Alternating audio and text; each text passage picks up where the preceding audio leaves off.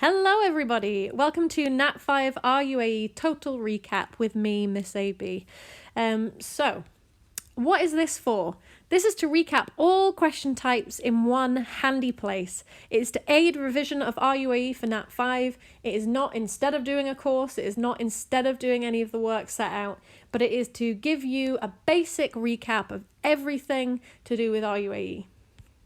So the basics, the key things you need to remember is to write in bullet points, not big long sentences, not going back over the question, not writing huge paragraphs, but bullet points. You need to include quotations in speech marks for the questions that require you to do that. It's important that you follow the formulas and structures that you've learned and that we're going to go over. And you need to make as many points as there are marks available. So we're going to look at the different ways you can make points because for some of the questions that just means bullet points and for some of the questions that means something a little bit different. So we're going to talk through these as we go. So the question types, we've got in your own words, summary, tone, language, sentence structure, word choice, link, imagery, and effective conclusion. So those are the main question types that will come up time and time again in the National 5 RUAE. So I'm going to go through some examples of questions and show you how to answer them using an article from The Guardian. If you want to read the whole article, this is a link to it here. It is about being a woman over 50 and refusing to conform to stereotypes. So it's quite interesting and there's lots of techniques to dig into. So we're going to look at some typical questions in this article. If you do want to read the whole thing, just go find that. So, in your own words, here's a summary of what you need to do. You need to use bullet points, and one bullet point equals 1 mark.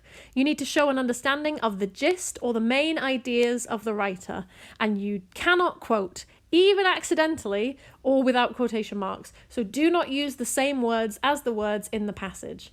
Now, you don't have to take that to a crazy extreme. It just means most of the words, the complex, the difficult words need to be different, and you need to show that you've understood the main points they were making. I always tell people, imagine you're trying to explain what it says to a small child who doesn't understand half of the words in the article. How would you explain it then? So you don't need to have like loads of complicated vocabulary to lean back on to explain it. It's just how do you explain the main point or idea without using those same words? So, in your own words, how is the writer's experience of being an older woman different from expectations? For 2 marks. I am a 52-year-old woman and therefore becoming accustomed to being invisible, and yet I feel anything but. In fact, it's more like being a patch of contested ground. Okay, so have a little think. In your own words, how is the writer's experience of being an older woman different from expectation? So, in order to answer this question, we need to do the following. We need to isolate the ideas. She should feel invisible, but instead feels anything but like contested ground. That's what she says. Then we need to translate. We need to change the words. We can't have invisible, we can't have anything but, and we can't have contested ground. And then we need to ensure that our answer takes the question into account, which is 2 things. We need to explain what the expectation was, and we need to explain what reality is like. So it's for 2 marks, so we need to do one and then the other. We need to make sure that we are looking to the question for guidance as to what precisely they are looking for. So, here's the question again. In your own words, how is the writer's experience of being an older woman different from expectations? I am a 52-year-old woman and therefore becoming accustomed to being invisible. This translates to, she expected to be forgotten about or unimportant to most people. And yet I feel anything but. In fact, it's more like being a patch of contested ground. Instead, she is the focus of a lot of attention or fighting, right? So there's our 2 marks. 2 bullet points, super straightforward. I didn't write, her experience of being an older woman is different from her expectation because she expected to be forgotten about.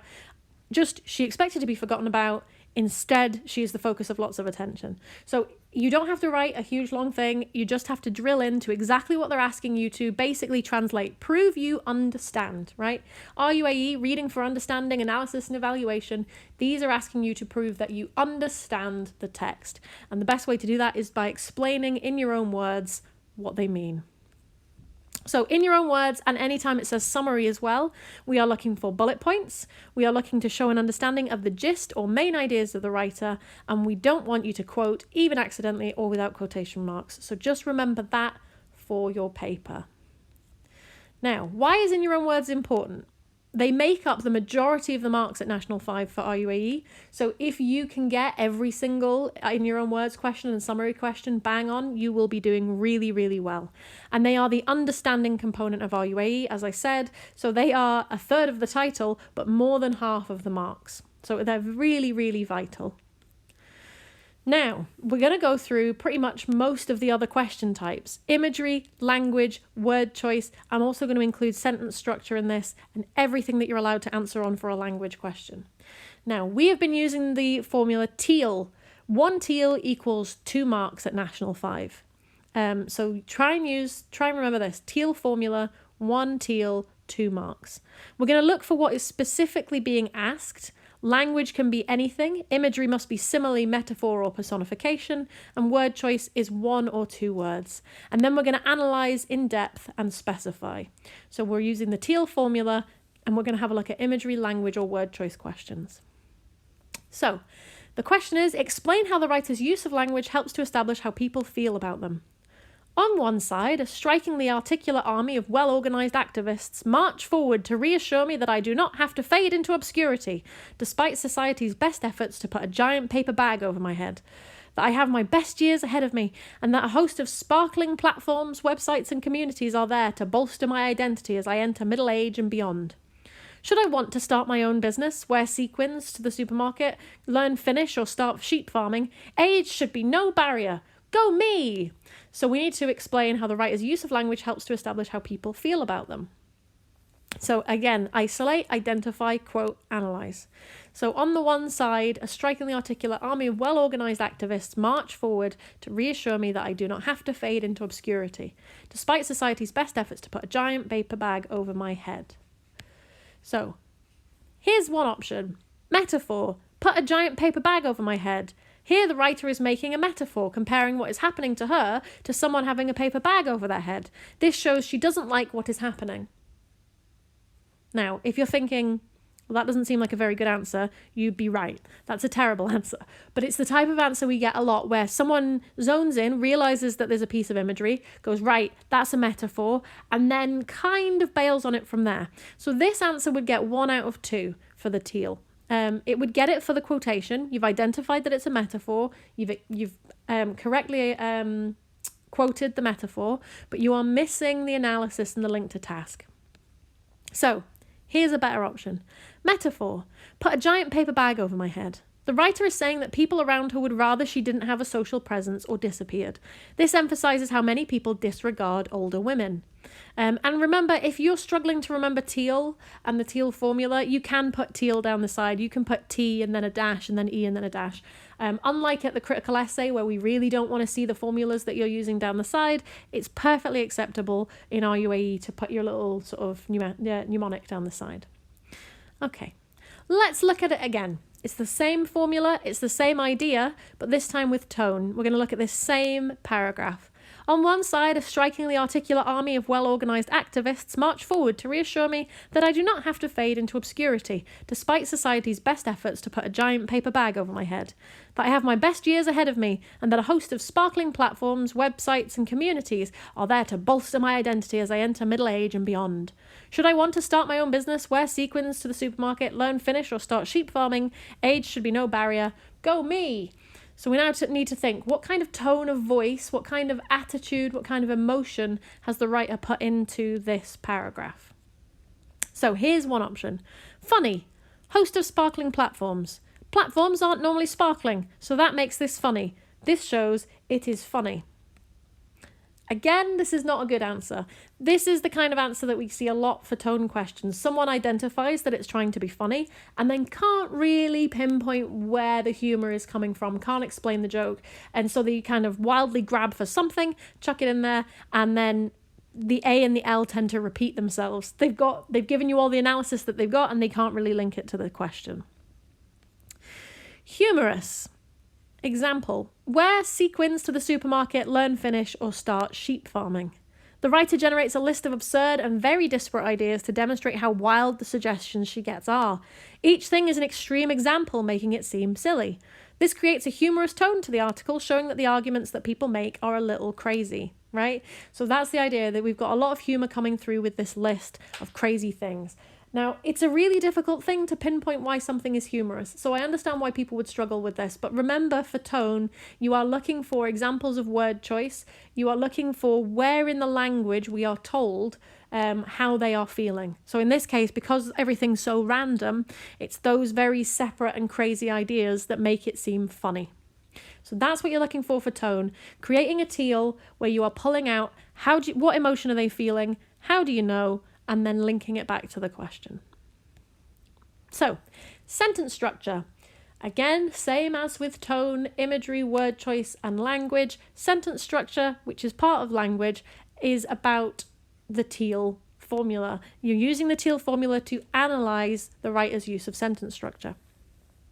On the other comes the legion of fresh-faced, pointing out with indubitable stats and facts on their side that I have begun my slide towards apparently inevitable selfishness and will any minute now become a stalwart reactionary, siding with the haves over the have-nots, propping up the establishment and generally bequeathing disaster to those younger than me. After all, my cohort has voted for Brexit, got its feet firmly on the housing ladder, and is now benefiting from an age-related vaccination programme. There's a lot to conserve. So, it is really, really common for people to lose marks by being too general with sentence structure questions. We've gone through this year and you've seen, and one of the main things that we looked at for sentence structure is an explanation of what all the types of punctuation does. So people will write something like, this is parenthesis type of punctuation, which encloses extra information. That's not enough to say. It's not enough to say, this is an exclamation. It shows that they're excited, right? In RUAE, you are using analysis to explain how they've used that to effectively make their point. So it's not enough to say they've done it. You have to explain how that helps to emphasize their point. And in order to prove you understand that, you need to explain what their point is. So if they're trying to be super excited about something, it's because this is an exciting concept. So explain to us what the concept is that they are trying to promote as exciting. So, example, and again, this is a bad example. Dashes with indubitable, why did I pick that word? Indubitable stats and facts on their side. Dashes add extra information. They have added extra information to help us understand their point better. That is the kind of answer that I see all the time for sentence structure, and it's a really poor answer. For a start, it's parenthesis, not dashes. Try and remember that parenthesis is where extra information is enclosed. You get nothing for knowing what parenthesis is. That is a very low bar to step over, right? The higher bar is understanding, well, why have they added that extra information? What is that adding to their point? So, how does the writer's use of sentence structure help to show she disagrees with their ideas? Parenthesis with indubitable stats and facts on their side. I'm giving up. I'm not saying that word ever again. The writer includes the additional information that the opposing side have more scientific approach to the issue. They have data to back up their ideas. The parenthesis adds to the silliness of the idea, as it is something that cannot be proven with statistics, so their ideas are equally flawed and spurious. So do you see how now I've not just said there is parenthesis here and this is what parenthesis normally does. I have said there is parenthesis here and she is using it to add this specific information which helps her point because, right? So that is what we're looking for from sentence structure. It's not good enough to say there's a list here. You need to say this is the list and it adds range or amount. It shows us that there's lots and lots of something or that there's a big range of options, right? So that's what we're looking for from sentence structure. So you need to look back over your notes, remember what all the punctuation does, but it's not just enough to say what it does. You need to explain how it's effective. That's what you're looking for analysis. Okay, now we've left those teals behind. We have abandoned the analysis section of RUAE and we're looking at the final part. So linking questions. I'm going to read through these two paragraphs here and I want you to pay particular attention to the part that's underlined in black. The midlife cheerleaders are right to focus on the cruelty visited on many older people, and women in particular, by the rigid assumptions and structures of patriarchy, to rail against the idea that once past their usefulness as objects of sexual desire and reproduction, women are less valuable, and that their experiences and expertise in the wider world also operate according to a law of diminishing returns. Their professional capital seeming to wane just as that of their male counterparts rises. But there is something uncomfortably status-driven about many of these initiatives. A conception of a successful life as something that we carefully assemble, job, family, home, and must then protect from depreciation or predation. These constructions are class and wealth-derived too, though. The visions of empowerment and liberation inherent in them frequently underpinned by a highly specific understanding of success. What would it look like if what we were seeking to preserve or extend was not our place in the bourgeois hierarchy, but an intellectual freedom, a more radical sensibility? Okay, so that was a really complicated couple of sentences, but this is the formula for linking questions. The word or phrase, and then quote from the link, links back because the first part of the passage is about blah. The word or phrase blah links forward because the second part of the passage is about blah, right? When you see a linking question, it is because, and there will be one in every paper and it will be worth 2 marks, it will be asking you to explain how the sentence that they've highlighted to you creates a good bridge between what came before it and what comes afterwards, which means that what it does is it references both. So you need to think, what are they talking about before the link? What are they talking about after the link? And how does that sentence or little section, how does it bridge that gap? What does it say? What are the references it makes? Now, where it normally goes wrong is people don't link in both directions, or they quote from outside of the link. For the linking formula, the only part you can quote from is the section you were given. The quotation has to come from within the link. So in our case, for our example, it has to come from that part that's underlined. That is the link. If I quoted from either of the other 2 paragraphs, anywhere else from those 2 paragraphs, I would not get the mark because the quotation has to be from the link. And then the rest, where it's got about ... that summary needs to be in your own words. So the reason I've put this at the end is because linking questions, the formula for a linking question is kind of like a hybrid between that teal, that quotation and analysis kind of format, and the in your own words. You've still got to pull a quotation. You've still got to know which bit is effective, but you now have to put it into your own words as well.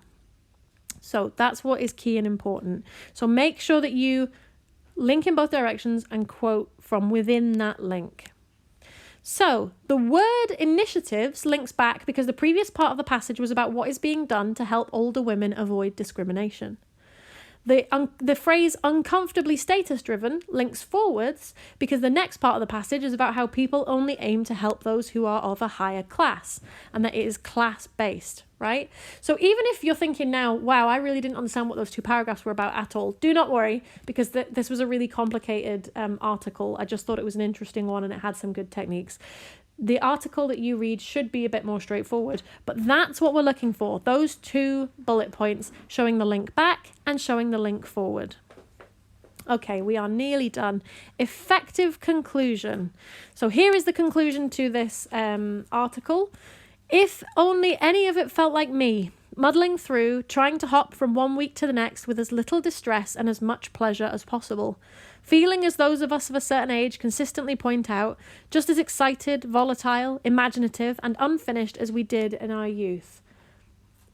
Sure, the scenery changes.